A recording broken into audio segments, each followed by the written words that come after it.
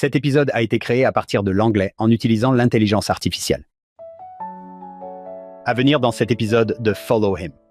En 2008, j'ai été appelé comme évêque à Las Vegas. Cette année-là a été une période financière terrible pour le pays en général et pour Las Vegas en particulier. J'étais relativement jeune. J'avais 34 ans au moment où j'ai été appelé. Je n'avais pas beaucoup d'expérience de la vie. Je me suis soudainement retrouvé responsable de cette paroisse qui était en péril financier, en crise financière. Bonjour à tous, bienvenue dans un nouvel épisode de Follow Him. Je m'appelle Hank Smith, je suis votre animateur. Je suis ici avec John By The Way, que je peux décrire avec précision comme étant persuasif, patient, doux et humble. Il possède une connaissance pure et n'est pas hypocrite. John, section 121, vous connaissez ces sections. Eh bien, Joseph Smith est à la prison de Liberty. Qu'attendez-vous avec impatience aujourd'hui? Cela fait plusieurs jours que je réfléchis à la réponse à cette question que je savais que vous alliez me poser, parce que certains des plus beaux discours et des idées les plus inspirantes ont été prononcés en prison. J'ai donc vraiment hâte d'y être. Oui, il n'y a presque rien de comparable. Je me souviens quand j'étais adolescent, j'ai lu ça et je me suis dit « Waouh, c'est vraiment bien ». Oui, John, nous avons aujourd'hui le privilège d'accueillir le Dr. David Holland.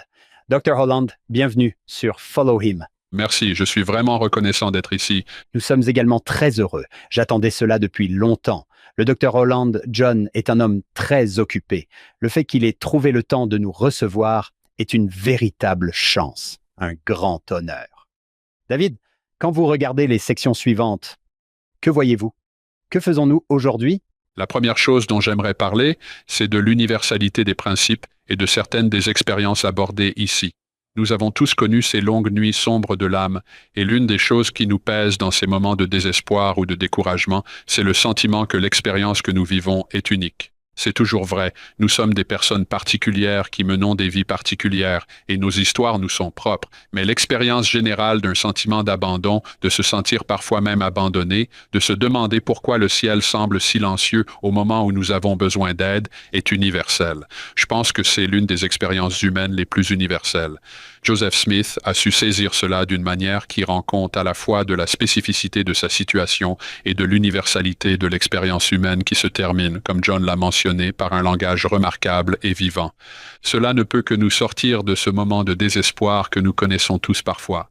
J'aimerais parler un peu de cet aspect.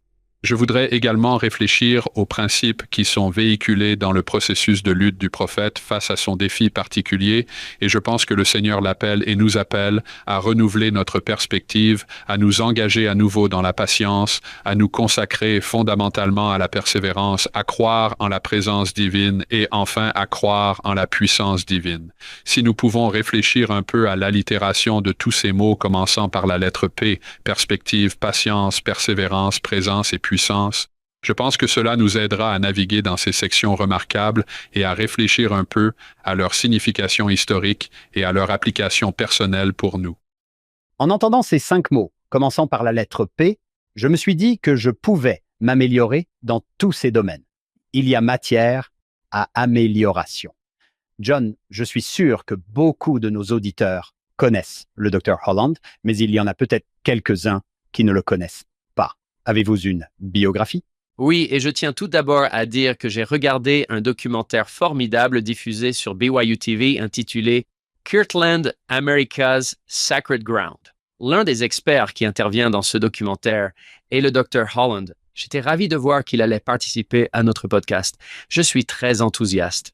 D'après le site web de la Harvard Divinity School, David Holland est professeur Bartlett d'histoire de l'Église de Nouvelle-Angleterre à la Harvard Divinity School. En juillet 2024, il est devenu doyen associé chargé des affaires académiques et du corps enseignant. Ses recherches portent sur les engagements théologiques et les changements culturels qui ont façonné la vie américaine du début du XVIIe siècle à la fin du XIXe siècle. Son premier ouvrage, intitulé Frontières sacrées, révélations continues et restrictions canoniques dans l'Amérique primitive, a été publié par Oxford University Press en 2011. Depuis, il a publié une brève introduction théologique au livre de Mormon et est rédacteur en chef de l'Oxford Handbook on Seventh-day Adventism, actuellement sous presse. Ses recherches ont également été publiées dans le New England Quarterly Law and History Review et dans divers autres recueils universitaires, notamment un essai récent dans Secularization and Religious Innovation in the Atlantic World, publié par Oxford University Press. C'est formidable et nous sommes ravis de vous accueillir. Merci de vous joindre à nous. Merci beaucoup. Je suis ravi de participer à cette conversation. Comment ça va à Harvard? L'un des avantages de la vie universitaire est le rythme annuel qui permet de respirer. À mesure que les étudiants obtiennent leur diplôme et que de nouveaux étudiants arrivent, nous avons l'occasion de rencontrer un tout nouveau groupe de personnes qui représentent la pensée de leur génération. Nous sommes à l'aube d'une nouvelle année et c'est toujours un moment passionnant. Oui, c'est vrai. Je dis parfois à mes amis, écoutez, je plonge sous l'eau en septembre. Je ne remonte pas respirer avant décembre, puis je replonge et je remonte en avril prochain. Oui, C'est comme ça que ça se passe. le rythme de l'année, j'aime ça. Nous devons nous plonger dans ces sections. Elles sont si riches. Je vais lire un passage du manuel « Venez et suivez-moi ». Il commence magnifiquement. Le niveau inférieur de la prison de Liberty, dans le Missouri, était connu sous le nom de donjon. Les murs étaient épais, le sol en pierre était froid et sale. La nourriture était rare et pourrie, et 2 étroites fenêtres à barreaux en fer près du plafond laissaient entrer très peu de lumière. C'est là que Joseph Smith et quelques autres ont passé 4 mois glaciales pendant l'hiver 1838 à 1839. Pendant cette période, Joseph recevait constamment des nouvelles des souffrances des saints. La paix et l'optimisme qui régnaient à Far West n'avaient duré que quelques mois, et maintenant, les saints se retrouvaient à nouveau sans domicile, chassés dans le désert à la recherche d'un autre endroit où recommencer, cette fois avec leur prophète en prison. Et pourtant, même dans cette misérable prison, la connaissance du ciel se déversait. La question de Joseph, « Ô Dieu, où es-tu ?» reçut une réponse claire et puissante. Ne craignez rien, car Dieu sera avec vous pour toujours et à jamais. Avec ce magnifique début, David, comment voulons-nous aborder ce sujet? C'est peut-être un peu orthodoxe, mais j'aimerais en fait commencer quelques années avant le début de ces sections, avant même la naissance de Joseph Smith, et remonter jusqu'à la Révolution américaine. Je tiens à préciser à nos auditeurs que parmi les instructions que j'ai reçues lorsque j'ai été invité à participer à cette conversation, il y avait celle de nous appuyer sur nos propres domaines d'intérêt et d'expertise. L'un des exemples était « Si vous êtes historien, soyez historien ». Je vais donc être historien pendant un instant. D'accord. Je voudrais citer une phrase particulière qui date de la fin de l'hiver 1776. Beaucoup de vos auditeurs connaissent certainement cette histoire. La Révolution américaine avait véritablement commencé au printemps 1775, mais elle avait opposé 2 armées distinctes. À l'été 1776, l'armée continentale de George Washington avait été constamment battue pendant les premiers mois de la guerre. Il était désespéré. Imaginez une armée en retraite, poursuivie par l'une des forces armées les plus puissantes au monde, traversant New York et descendant vers la Pennsylvanie. Washington était perdu. Il ne savait pas si ses efforts seraient couronnés de succès. Nous avons le recul nécessaire. Lui, manifestement, ne l'avait pas. Pour aggraver les choses, la plupart des hommes de son armée allaient voir leur contrat prendre fin à la fin de l'année. À la fin du mois de décembre, il est donc sur le point de devenir un général sans armée, et tout ce qu'il a à montrer pour ses efforts, c'est une série de défaites et de retraites. Il prend une dernière décision, sans trop entrer dans les détails géographiques de la bataille à ce stade, mais il suffit de dire qu'il est confronté à une rivière gelée et à un ennemi dangereux de l'autre côté, et qu'il a très peu d'options alors qu'il est manifestement préoccupé par la logistique de la guerre et la direction de son armée. Il estime qu'il vaut la peine de prendre le temps d'encourager ses troupes. Il avait également l'humilité de savoir qu'il n'était probablement pas le meilleur orateur pour le faire, mais il avait parmi ses troupes un écrivain itinérant du nom de Tom Paine qui avait joué un rôle déterminant dans le lancement du mouvement indépendantiste avec son traité Common Sense publié 1 an plus tôt. Il demanda à Paine d'écrire quelque chose qui pourrait renforcer la détermination de ces soldats désespérés. La plupart d'entre nous connaissent le début de ce texte.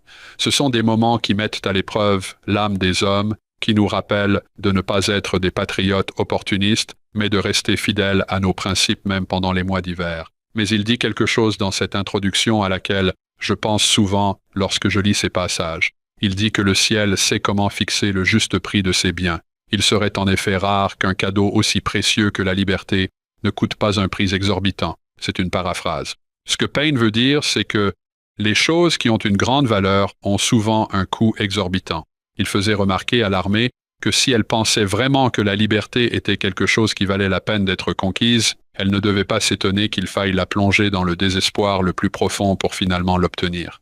Je pense à cela lorsque je pense à cette série de sections qui ont été si précieuses, si significatives, si émouvantes, si rédemptrices pour moi personnellement dans des moments assez difficiles et qui ont eu un prix très très élevé, qu'il existe une proportionnalité entre la puissance des passages et la profondeur des ténèbres d'où ils sont issus. Je ne prétends pas connaître toutes les façons dont Dieu calcule ses prix et ses coûts, mais j'en sais assez grâce à l'histoire et à ma propre expérience personnelle pour savoir que parfois nous arrivons à le connaître d'une manière qui ne peut être acquise que dans les recoins les plus profonds et les plus sombres de nos propres besoins. On voit cela se produire dans ces passages consacrés à Joseph, et je suis reconnaissant qu'ils aient été consignés afin que nous puissions tirer des leçons de son expérience ainsi que de la nôtre. J'ai dit au début que l'une des choses frappantes dans ces passages est qu'il semble parler d'un besoin humain universel, et je trouve frappant que le livre le plus ancien de la Bible hébraïque soit peut-être celui de Job, auquel il est fait référence dans cette section. C'est le même sujet. On pourrait affirmer que nos premières écritures témoignent du fait que depuis la nuit des temps, les êtres humains se sont toujours retrouvés dans ces situations, même les êtres humains bons, nobles et fidèles, ce que le livre de Job s'efforce de caractériser, car cela a toujours été une préoccupation récurrente pour les hommes et les femmes depuis des temps immémoriaux. Pensez à saint Augustin, qui s'est débattu avec la même question à plusieurs reprises, jusqu'au rabbin Harold Kushner, qui a écrit il y a quelques décennies un livre à succès intitulé « Pourquoi les mauvaises choses arrivent-elles aux bonnes personnes ?» Tout, depuis cette poésie très ancienne de Job jusqu'aux listes des best-sellers de notre époque contemporaine, se débat avec cette question. Pourquoi les mauvaises choses arrivent-elles aux bonnes personnes?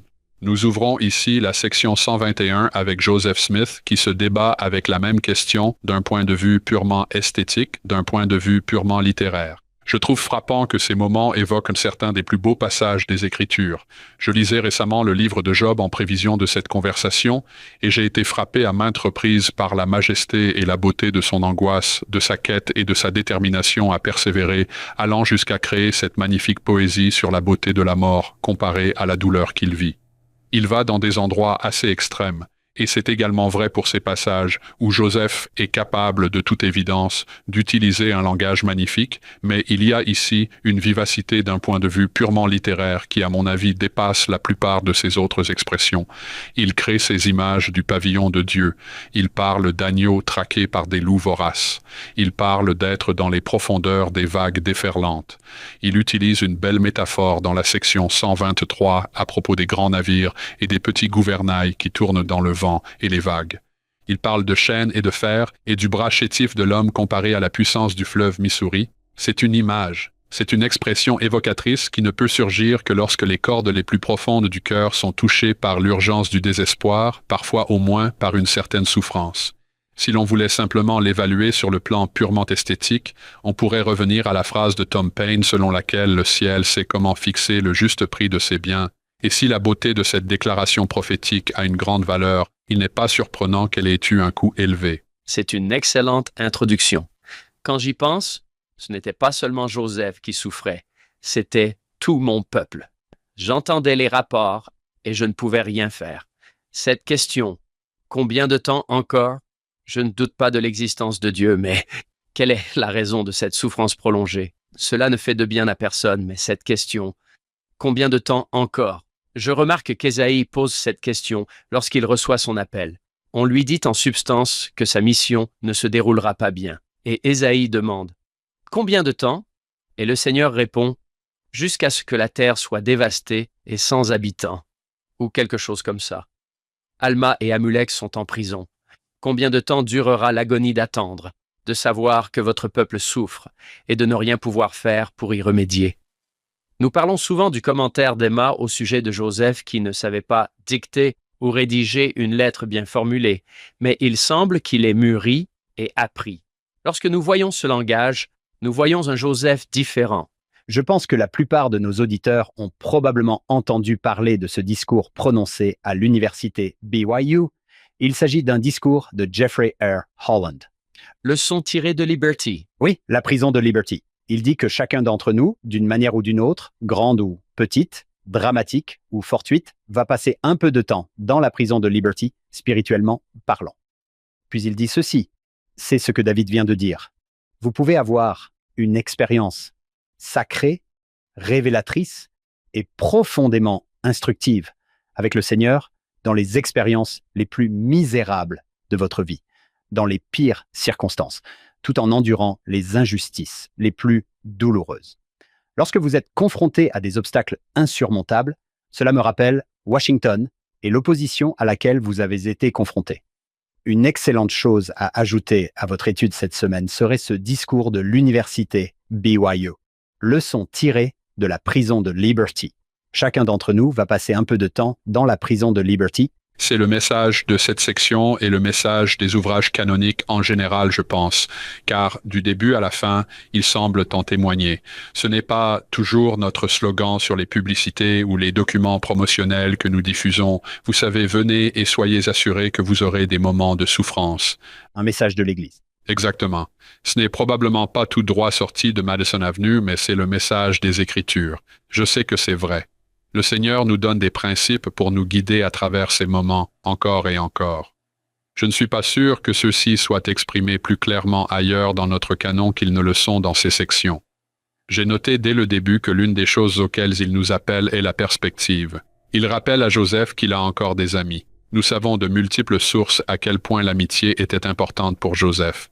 Elle était d'une importance capitale, non seulement pour son propre sentiment de joie de vivre et de survie, mais aussi pour son sens de sa signification théologique. Il a dit que l'amitié est l'un des grands principes de la foi. Cette sociabilité qui existe parmi nous ici existera parmi nous là-bas, c'est un principe éternel. Lorsque Dieu dit à Joseph, « Tes amis te soutiennent », cela indique pour moi que le Seigneur sait comment répondre à nos besoins particuliers. Je ne suis pas sûr que le Seigneur aurait dit cela à tout le monde, en partie parce que l'amitié n'a peut-être pas la même signification pour tout le monde, mais nous savons qu'elle était de la plus haute importance pour Joseph et que le Seigneur s'adresse de manière spécifique à nos besoins spécifiques. L'autre aspect magnifique de cela est qu'à partir de la section 84, comme vous le savez bien, le Seigneur fait référence à Joseph comme étant son ami. Il y a ici une sorte d'implication lorsque le Seigneur dit « Tes amis te soutiennent ». Il lui rappelle qu'il est son ami. Je suis à tes côtés.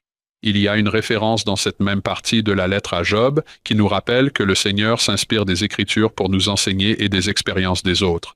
Puis, bien sûr, l'un des principaux moyens, voire le moyen ultime, par lequel le Seigneur cherche à nous donner une perspective est de nous rappeler l'expérience du Christ qui est descendu au-dessous de tous.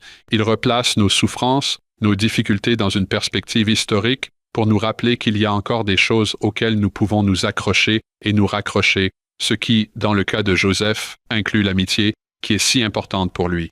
Cette perspective, lorsque nous pensons que tout est perdu, lorsque nous pensons que personne n'a souffert comme nous avons souffert, lorsque nous pensons que personne ne peut comprendre la douleur que nous ressentons, le Seigneur nous rappelle patiemment que ce n'est pas vrai et qu'en fait, cela ne peut jamais être vrai, d'après Alma 7, où le Seigneur a pris sur lui toutes les douleurs et toutes les maladies de son peuple.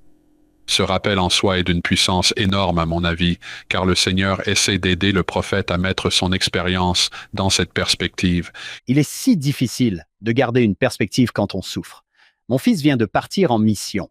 Les 18 premières années et demie ont semblé passer en un clin d'œil, mais les 2 prochaines semblent être une éternité et ma femme doit me dire que non, elles passeront très vite, comme les autres. Mais parfois, les jours passent lentement quand on souffre. Hank m'a envoyé un SMS lorsque son fils est parti et m'a dit « Tu as déjà vécu cela 5 fois. » 5 fois? Oui.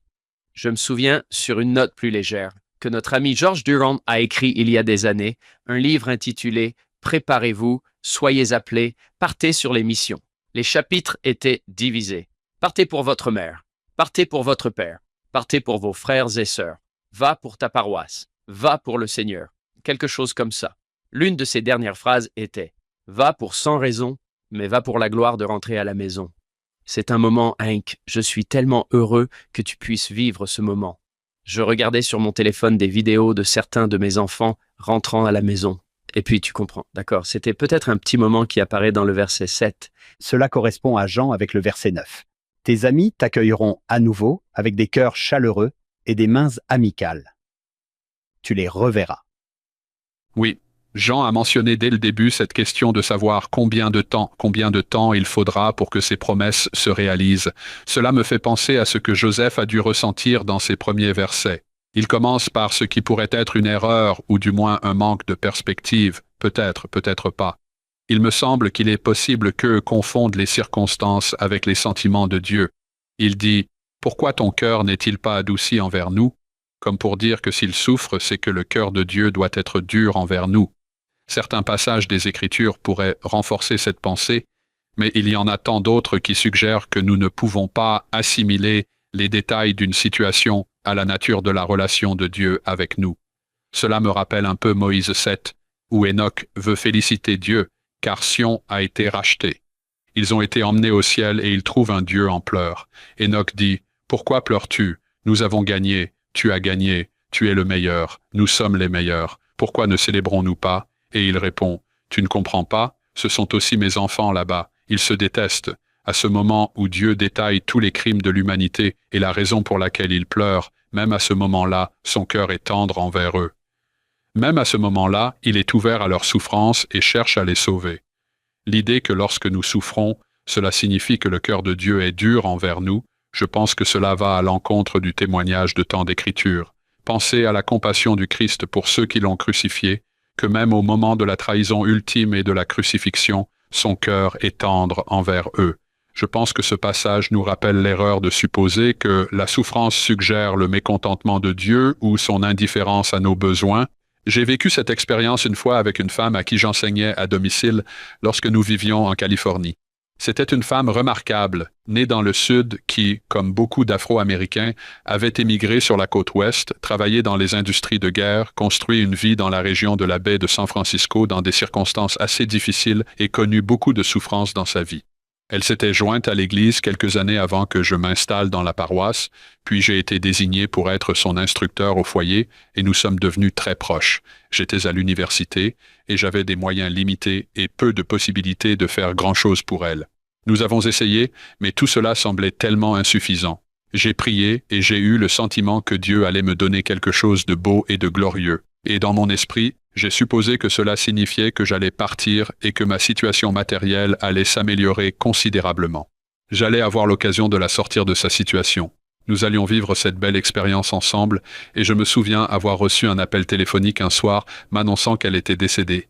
Et je me souviens, je l'avoue, avoir levé le poing vers le ciel. Tu m'avais dit qu'elle connaîtrait un moment de gloire. Tu m'avais dit qu'elle connaîtrait un moment de repos et de soulagement. Et je me souviens très bien de cette réponse réprobatrice qui m'est venue. Que crois-tu que je fais pour elle en ce moment? Cette idée que nous ne pouvons pas confondre les apparences du moment avec la profondeur de l'amour de Dieu, les apparences du moment ne seront jamais à la hauteur de la profondeur de son attention. Joseph se demande si le cœur de Dieu est dur envers son peuple, ce qui nous donne l'occasion de réfléchir à cette vérité, alors que Dieu revient vers lui au début du verset 7 avec tant de patience, de gentillesse et de promesses d'amour immenses. Nous lisons les Écritures tous les jours, mais lorsque des événements difficiles surviennent, notre première question est presque toujours « Qu'ai-je fait de mal? T'ai-je offensé ?» Je trouve fascinant que bien que je lise les Écritures assez fréquemment, ma première réaction soit presque toujours « Pourquoi me fais-tu cela? Je faisais de mon mieux, je te le promets. » C'est presque comme si tu essayais de convaincre Dieu que tu essaies vraiment d'être bon. Frère D. Todd Christopherson a utilisé une fois l'exemple d'un distributeur automatique lors de la conférence générale, le modèle d'un distributeur automatique où l'on met quelque chose et où quelque chose sort immédiatement. Pour nous, dans la vie, on met quelque chose et Job a dit « Jusqu'à quand ?» David a dit « Jusqu'à quand ?»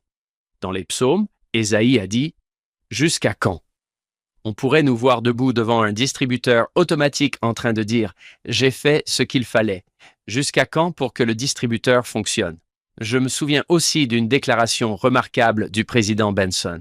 Il a dit que l'une des épreuves de la vie est que nous ne recevons généralement pas immédiatement la pleine bénédiction pour notre droiture ou la pleine malédiction pour notre méchanceté. Il a dit que cela viendra, c'est certain, mais qu'il y a souvent une période d'attente, comme ce fut le cas pour Job et Joseph. Dans l'exemple de Joseph, je fuis la femme de Potiphar, et voilà ma bénédiction. Oui, des années de prison. Combien de temps? Oui, c'est une question difficile. Je trouve intéressant qu'une partie de cette question repose sur la reconnaissance du manque de connaissances. C'est l'incapacité de voir la fin dès le début qui est si douloureuse pour nous. C'est l'incertitude de ce qui va arriver, l'incertitude de chaque chapitre de la mortalité qui est parfois la partie la plus pénible de la condition mortelle. Nous aimerions savoir exactement ce qui va se passer. J'ai en fait dit au Seigneur, je crois une ou deux fois que je peux accepter tout ce qui m'attend, ne me laisse pas dans l'incertitude. J'ai besoin de savoir. Ce qui m'intéresse dans le verset 121, c'est qu'il contient en fait beaucoup de promesses de connaissance. Si vous regardez le verset 26, Dieu vous donnera la connaissance par son Saint-Esprit, oui, par le don ineffable du Saint-Esprit, qui n'a pas été révélé depuis la création du monde jusqu'à maintenant. Une fois encore, au verset 33, nous avons déjà fait référence au langage imagé. Ici, il est dit, « Combien de temps les eaux bouillonnantes resteront-elles impures? Quelle puissance retiendra les cieux? » L'homme pourrait tout aussi bien tendre son bras chétif pour arrêter le fleuve Missouri et son cours décrété, ou le faire remonter en amont, que d'empêcher le Tout-Puissant de déverser la connaissance du ciel sur la tête des saints des derniers jours. En un sens, c'est la façon dont Dieu dit, « Non seulement je ne vais pas vous laisser souffrir éternellement, mais je ne vais pas non plus vous laisser dans l'ignorance éternellement. » Une partie de la promesse est la promesse d'une compréhension finale que la connaissance viendra et que rien ne peut empêcher cette connaissance de venir selon le décret de Dieu. Ce verset particulier, le verset 33, est assez intéressant quand je le lis. Parfois, je me souviens d'une expérience à Césarée de Philippe en Terre Sainte, qui est un endroit intéressant. C'est le décor de Matthieu 16, où Jésus dit à Pierre qu'il est le roc et qu'il aura les clés du royaume. C'est un gros rocher. Le Seigneur donne une leçon concrète à cet endroit. Cette pierre massive et inamovible représente le fondement de l'œuvre de Dieu dans le monde, et c'est aussi la région où se trouve la source du Jourdain. Depuis un point de vue surélevé, on peut voir à quel point ce fleuve est crucial. Il y a une végétation luxuriante et verdoyante partout où coule le fleuve. Là où le fleuve ne coule pas, le paysage est très sec et quelque peu désolé. Elle se jette ensuite dans la mer morte, qui porte bien son nom. C'est là que l'eau cesse de couler. C'est presque comme si, lorsque Jésus s'adresse à Pierre, il le fait non seulement en s'appuyant sur l'exemple concret du rocher qui se trouve juste là, cette structure géologique massive qui souligne la puissance de ses paroles, mais aussi en se trouvant à la source de ce fleuve qui donne la vie. Une partie de ce qu'il promet à Pierre, c'est qu'il lui dit que la révélation est la source de son témoignage, et cette promesse de continuation révélatrice, alors que ce fleuve traverse une terre sèche et poussiéreuse et partout où il passe, il apporte la vie, comme pour dire que tant que la révélation coule, tant que ici il s'agit de référence au fleuve Missouri, mais l'idée du fleuve comme flux de connaissances divines, tant qu'il coule, tout ira bien. Vous aurez la capacité de naviguer à travers les épreuves que la vie vous réserve, mais veillez à ce qu'elle continue de couler, car là où elle cesse de couler, là où elle s'arrête, c'est là que les problèmes commencent. Ainsi, lorsque je pense au paysage sacré de la vie du Sauveur, je pense à l'utilisation de ces images locales comme leçons concrètes. Ici, Joseph utilise le Missouri, mais Jésus utilisait le Jourdain, mais le principe est le même, à savoir que la vérité coule et que lorsque la vérité coule, tout ira bien et nous devons nous assurer qu'elle continue de couler. La vie sans elle n'est pas une vie. Il est intéressant de noter que dans les profondeurs de ce moment désespéré, l'une des choses que le Seigneur promet à Joseph est la révélation continue de la connaissance divine. Cela change complètement la perspective. Je regardais la section 120 et 1, versets 1 et 2. Où en êtes-vous? Combien de temps? Et puis vous allez à la toute fin et il est dit, faisons joyeusement tout ce qui est en notre pouvoir. Donc, sa perspective change définitivement. Cela doit être l'un des facteurs, c'est que la révélation ne s'arrête pas. Personne ne peut l'arrêter. J'aime beaucoup ce que David a dit. Tes amis te soutiennent, et je suis l'un d'entre eux. Si le Sauveur disait cela, quel effet cela aurait-il sur vous? Il y a des versets intéressants ici, entre les versets 28 et 31 environ. Il s'agit en partie d'un moment très intime. C'est un prophète et son Dieu, et ils traversent ensemble ce moment critique de douleur et de frustration. Et pour revenir au point soulevé par John, j'ai également pris des notes sur le désespoir des dirigeants qui se sentent responsables de personnes qu'ils ne peuvent plus aider. C'est donc un moment très spécifique et très intime, mais qui s'étend également vers l'extérieur pour nous rappeler que Dieu est aussi le Dieu de l'univers. Il est également le Dieu des puissances et des principautés. S'il y a des limites fixées aux cieux, aux mers, à la terre ferme, au soleil, à la lune ou aux étoiles, cela nous rappelle qu'il contrôle aussi bien les grandes choses que les moments intimes de la douleur d'une personne en particulier. Mon père a été appelé comme autorité générale. À cette époque, il était encore président de l'université BYU. Il a été appelé lors de la conférence d'avril et je ne pense pas qu'il ait terminé ses responsabilités à la BYU avant juillet. Il y a donc eu une période de plusieurs mois pendant laquelle il recevait déjà des missions en tant que dirigeant général de l'Église, tout en essayant de diriger une université. Je me souviens que c'était une période difficile, une période éprouvante. Il se sentait tout à fait incompétent pour remplir son appel. Il en a parlé publiquement, je pense donc pouvoir le mentionner, mais au milieu de tout cela, au milieu de sa propre lutte contre son sentiment d'inadéquation et les exigences de sa situation, il savait que ce changement impliquait également un déménagement pour moi, que je devrais quitter Provo pour Bountiful, ce qui ne semble pas être un déménagement énorme si l'on connaît la géographie de l'État, mais pour moi cela semblait être un déménagement énorme. Il savait qu'à ce moment-là de ma vie, tout ce qui m'importait vraiment, c'était le football américain. J'adorais jouer au football et je rêvais de gloire. Je compensais ma petite taille par ma lenteur. Ce n'était donc pas une bonne combinaison, mais cela n'entravait pas mon ambition. Il savait donc que ce déménagement allait perturber les choses qui m'importaient, notamment l'équipe de football du lycée dans laquelle je jouais. Il savait que nous avions 2 entraînements par jour. Je ne pense pas que ce soit encore le cas aujourd'hui. Je crois que la loi interdit désormais les 2 entraînements par jour en été, mais c'était à l'époque où l'on ne se souciait pas des enfants. Nous faisions 2 entraînements par jour. Il m'y conduisait en voiture, nous vivions encore à Provo. Il m'y conduisait puis allait à son bureau à Salt Lake City. Je trouvais un moyen de tuer le temps entre les 2 séances et il revenait me chercher après la 2e séance. Avec le recul, je comprends en quelque sorte la profondeur du combat spirituel qu'il menait pour essayer, vous savez, d'être à la hauteur du moment et à quel point c'était profond et difficile. Mais moi, je ne comprenais pas. J'étais un gamin égoïste et égocentrique de 15 ans, un peu en colère parce que nous déménagions. Mais il m'emmenait fidèlement à ses entraînements et je me souviens qu'un jour, nous rentrions à la maison en voiture et je me sentais un peu découragé, et lui aussi. Il m'a appelé Duff, il m'a dit « Duff, lis-nous un passage des Écritures ». Il y avait un petit livre de Mormon bleu dans la poche de la voiture, comme c'était souvent le cas, et je l'ai pris et je l'ai ouvert au hasard à Énos. Énos 12, en fait, dit que vous aurez les désirs de votre cœur grâce à votre prière de foi. Je me souviens que nous avons tous deux été émus à ce moment-là. Je ressens un peu la même chose maintenant que j'y repense. L'énormité de la différence entre nos domaines de préoccupation.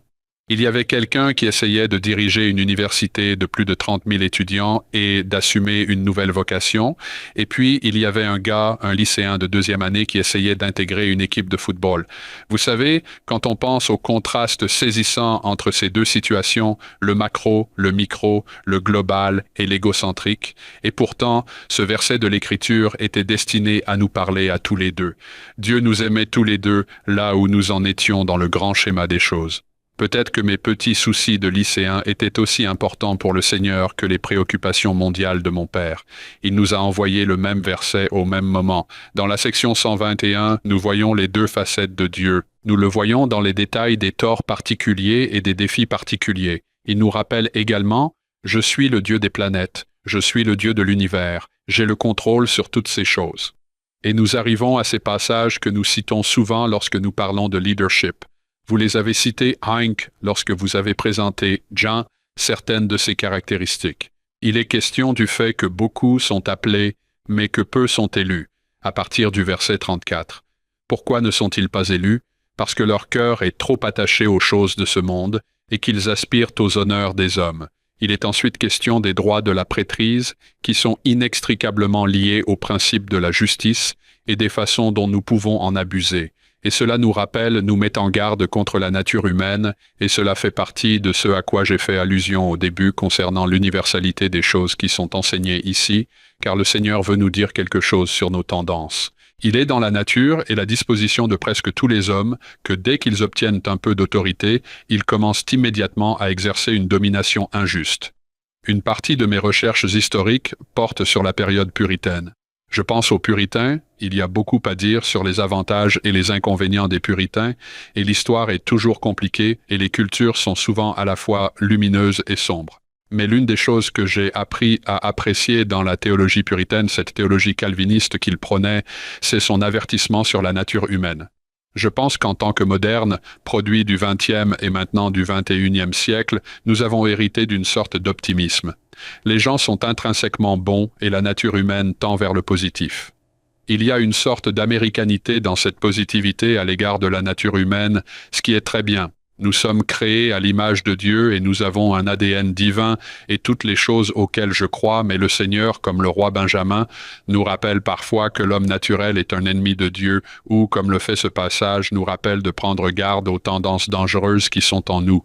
Je me souviens avoir fait partie d'un épiscopat il y a de nombreuses années, lorsqu'un membre d'un autre épiscopat avait eu des problèmes, et je me souviens que le président de Pieux s'était adressé à tous les épiscopats en disant « Nous sommes tous soumis à ces tentations, nous sommes tous soumis à la nature humaine, et nous devons faire attention, nous devons reconnaître notre propre imperfection. » Il est intéressant de noter que dans cette section, Dieu nous rappelle ces tendances. Dieu nous rappelle la capacité de corruption de la nature humaine, puis nous dit de nous appuyer sur les meilleures parties de nous-mêmes, les anges de notre meilleure nature, et nous rappelle la persuasion, la longanimité, la douceur, la gentillesse, l'amour sincère, la bonté et la connaissance pure, et d'éviter l'hypocrisie et la ruse. Ensuite, il nous demande de montrer davantage d'amour, même lorsque nous devons réprimander avec sévérité.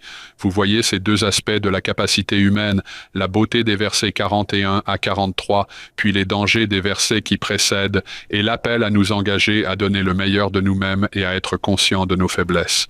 Cela me rappelle que j'ai apporté avec moi aujourd'hui un discours de la conférence générale intitulé « Persévérer dans la patience ».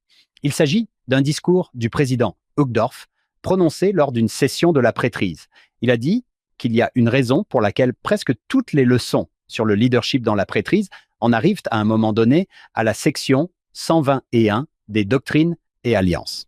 En quelques versets, le Seigneur donne un cours magistral sur le leadership dans la prêtrise. Il cite ce que vous venez de citer, le verset 41. Les traits de caractère et les pratiques décrits dans ces versets sont le fondement de la patience divine et sont indissociables d'un service efficace dans la prêtrise.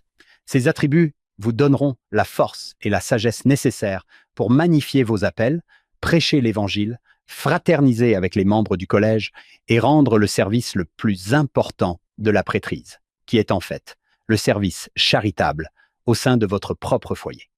En un ou deux versets, il s'agit vraiment d'un cours magistral, non seulement sur le leadership dans la prêtrise, mais aussi sur le leadership en général, sur l'éducation des enfants, sur la manière d'exercer une influence. De nos jours, le mot « influenceur » est devenu courant.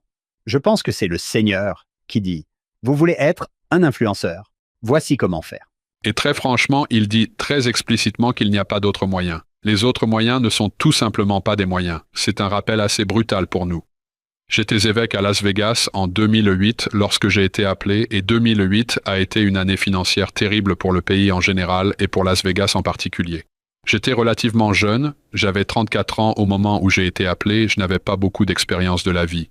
Du jour au lendemain, j'étais responsable de cette paroisse qui était en péril financier, en crise financière, et je courais partout pour essayer de garder les lumières allumées et de nourrir et loger les gens. Je me souviens m'être senti complètement dépassé et être allé me promener dans le désert au lever du soleil, l'esprit occupé par ses préoccupations. Je priais pour avoir confiance en moi. Je manquais de confiance pour vraiment m'impliquer et aider les gens avec un objectif clair, en sachant ce que je faisais et avec un plan précis pour cette situation. Et j'avais prié pour avoir confiance, mais je ne la sentais pas venir. Et pendant ma promenade, ce verset m'est venu à l'esprit au verset 45. « Que tes entrailles soient remplies de charité envers tous les hommes et envers la maison de la foi, et que la vertu orne sans cesse tes pensées, et alors ta confiance s'affermira en présence de Dieu. » Au cours de cette promenade, je me suis rendu compte que je priais pour la mauvaise chose. Je priais pour avoir confiance, mais cela ne venait pas, alors que le Seigneur dit ici que la confiance est le fruit de la charité, que vos entrailles soient remplies de charité. Il existe un lien entre la profondeur de notre amour et la confiance que nous apportons dans nos efforts pour aider les gens.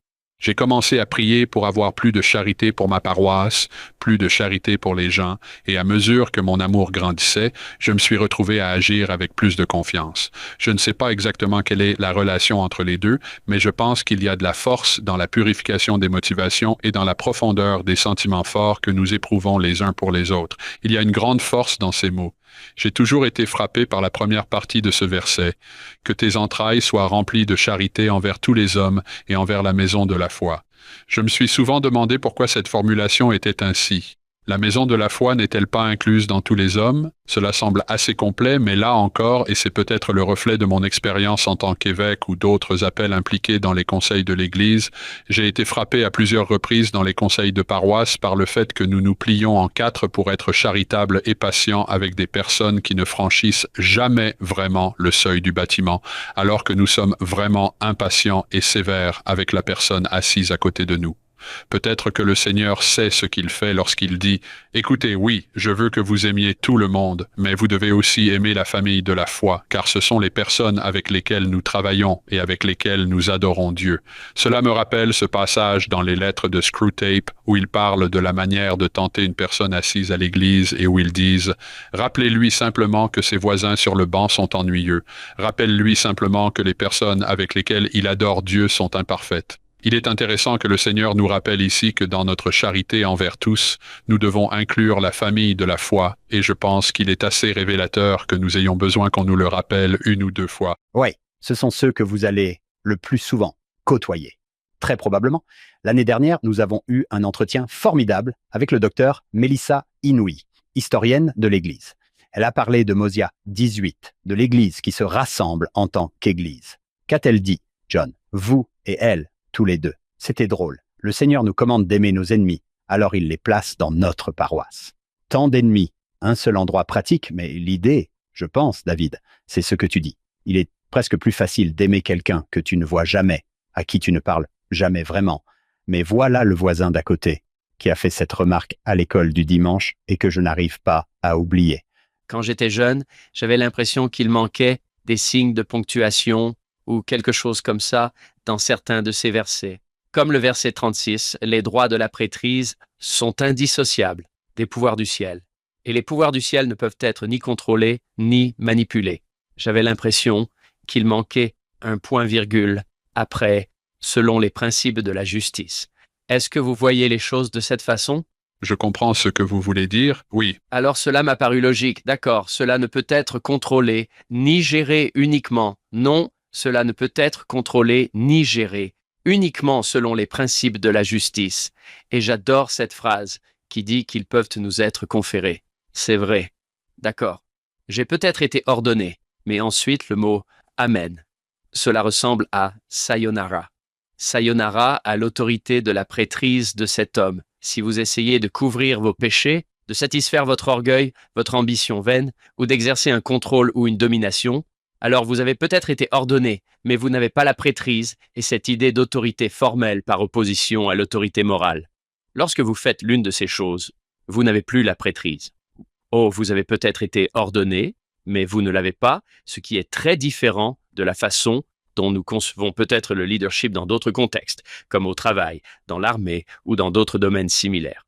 Ainsi, lorsque vous voyez « Amen » à l'autorité de la prêtrise de cet homme, vous comprenez la même chose, n'est-ce pas? C'est comme si c'était fini. Mhm. Il y a une histoire où Hugh Pinnock a donné une conférence à l'université Brigham Young dans les années 70. Si tu peux imaginer une telle chose, Hank, c'est comme les 10 clés du mariage et des relations familiales. Et il a parlé d'un couple qui est venu le voir. Nous parlons d'une église qui comptait 2,5 millions, 3 millions de membres il y a longtemps. Le mari disait « Dites-lui qu'elle doit m'obéir parce que j'ai la prêtrise, frère Pinnock. » Quand cet homme a dit « Dites-lui qu'elle doit m'obéir », il l'a simplement regardé et lui a répondu « Vous n'avez pas la prêtrise. » Il a répondu « Si, je l'ai. Quand ai-je été ordonné? Quand était-ce, est-elle, n'est-ce pas? » Et il a simplement répété « Vous n'avez pas la prêtrise. » Il a répondu Je ne comprends pas ce que vous voulez dire. Et devinez quoi? Frère Pinocchio a ouvert son livre à cet endroit et lui a lu ce passage. Vous n'avez pas la prêtrise si vous vous comportez de cette manière. C'était dans le cadre d'une relation conjugale. Je n'ai jamais oublié cette idée. Il s'agit d'un pouvoir et d'une autorité d'un autre genre. Ces versets sont si bons et si profonds. Tu l'as dit, Hank, à propos de la manière dont nous influençons les autres. Et nous avons cette belle liste au verset 41. L'autre chose que je voulais mentionner, c'est que je suis un peu geek sur ce sujet. Je regarde les notes de bas de page ici. J'ai eu Robert G. Matthews comme professeur pendant un certain temps. Il a parlé de son appartenance au comité de publication des Écritures, qui a publié notre édition des Écritures. Donc j'étais impatient de voir si cela comportait 27 lignes de notes de bas de page. C'est riche sur le plan doctrinal. C'est comme dans 2 Néphi 9, 2 Néphi 2. 2 Néphi 9, Mosia 3. Oui, il y a une page dans l'Ancien Testament qui ne comporte aucune note de bas de page. Devinez laquelle? Oui, c'est le Cantique des Cantiques. Le Cantique des Cantiques. Oui, Mais ces ouvrages sont riches sur le plan doctrinal, il faut les lire lentement. quand je lis le verset 39 et que je regarde en moi-même, j'entends en quelque sorte ceci. Nous avons appris par une triste expérience que c'est la nature et le tempérament de presque tous les hommes, y compris toi, Hank. Dès que tu es devenu parent, tu as immédiatement commencé à exercer une domination injuste.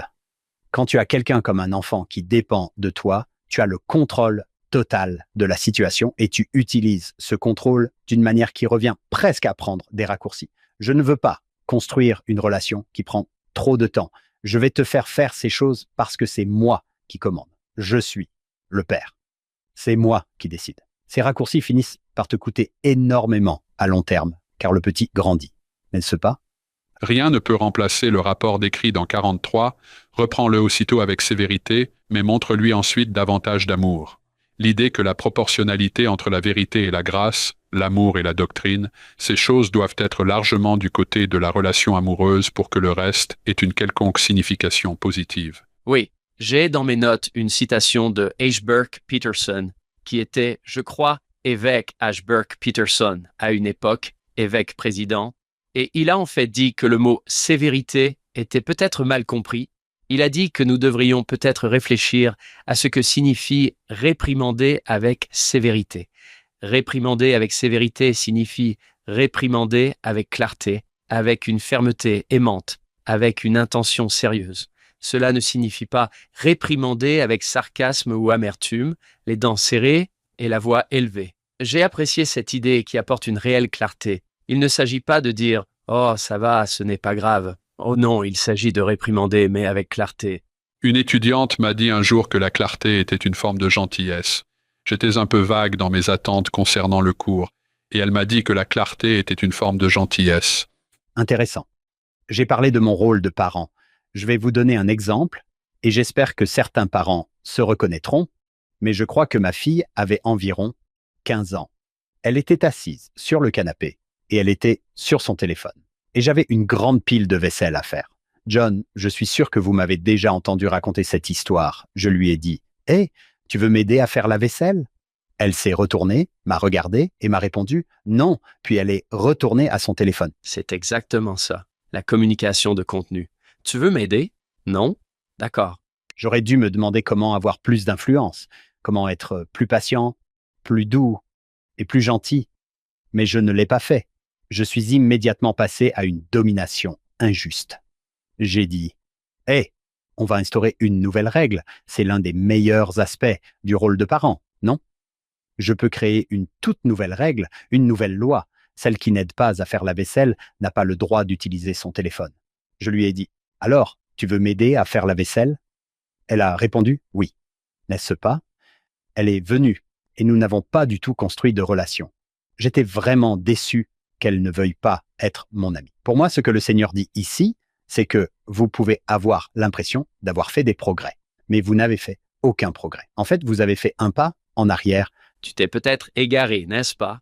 Oui, vous avez nui à la relation par votre domination injuste, mais c'est une tendance tellement naturelle. Comme David l'a dit, c'est en nous. Appuyez-vous sur le meilleur de vous-même. J'ai noté cela. Eh bien, je pense que c'est un effort constant. Je veux dire, si cela fait partie de notre nature, comme semble le suggérer cette section, cela signifie également que c'est un effort constant, peut-être un effort de toute une vie, voire plus, pour incarner pleinement les versets 41 et 42 et éliminer complètement le verset 37 de notre vie. Vous pensez, oh, je suis une bonne personne, je suis un dirigeant d'église. Cela ne m'arriverait pas dans ma fonction de dirigeant d'église. Pourtant, il existe des histoires où les meilleurs d'entre nous ont fait du mal à ceux de leur troupeau. Des présidents de mission ont fait du mal à des missionnaires et des présidents de pieux et des évêques ont dit des choses dans un moment de colère. C'est difficile. C'est l'un de ces cas, David, où je dis souvent cela à John. Si nous prenons simplement cette section de Joseph Smith, qui est-ce? N'est-ce pas? Qui est-ce? C'est incroyable. Oui. Oui, Oui, c'est vrai. j'aimerais beaucoup connaître votre opinion sur la différence entre être appelé et être choisi. Je me suis toujours demandé ce que cela signifiait exactement. Voici, il y en a beaucoup qui sont appelés, mais peu qui sont choisis. Comment percevez-vous cela? Je déforme peut-être les Écritures, mais j'ai toujours reformulé cela ainsi. Beaucoup sont appelés, mais peu se présentent. La liste d'inscriptions est pleine, mais la participation est insuffisante. Oui, j'ai noté dans la marge, beaucoup s'inscrivent, peu se présentent. C'était peut-être il y a 4 ans. Oui, je ne suis pas sûr que cela corresponde vraiment au langage utilisé ici, mais j'ai beaucoup réfléchi au passage des Écritures où le Seigneur dit « Et vous serez les enfants de Dieu », ce qui a toujours été en contradiction avec notre doctrine et notre théologie selon lesquelles nous sommes tous déjà les enfants de Dieu. Alors pourquoi les Écritures donnent-elles parfois l'impression que cela dépend de certaines actions pour que nous devenions les enfants de Dieu? Je me demande si parfois il n'y a pas vraiment de différence substantielle entre les mots « appelé » et « choisi », pas plus qu'il n'y a de différence substantielle entre être enfant de Dieu dans le cantique pour enfants « Je suis enfant de Dieu » et être enfant de Dieu tel que décrit dans Romains 8, qui dit « Alors nous deviendrons enfants de Dieu ». Pour moi, l'analogie serait peut-être quelqu'un qui dirait à l'un de mes enfants « Wow, tu es vraiment la fille de ta mère ». Bien sûr qu'elle l'est, n'est-ce pas? Oui, oui. Exactement. Mais quand vous dites cela, vous voulez dire que oui, vous avez choisi d'agir comme elle agit. Les mots sont les mêmes, mais la relation est différente et nous savons tous plus ou moins ce que cela signifie. Peut-être que les termes appeler et choisir ne sont pas si différents dans leur définition littérale, mais dans ce contexte, c'est comme être un enfant de Dieu ou être un enfant de Dieu, c'est-à-dire que nous avons choisi d'entendre cet appel et c'est cela qui fait la différence.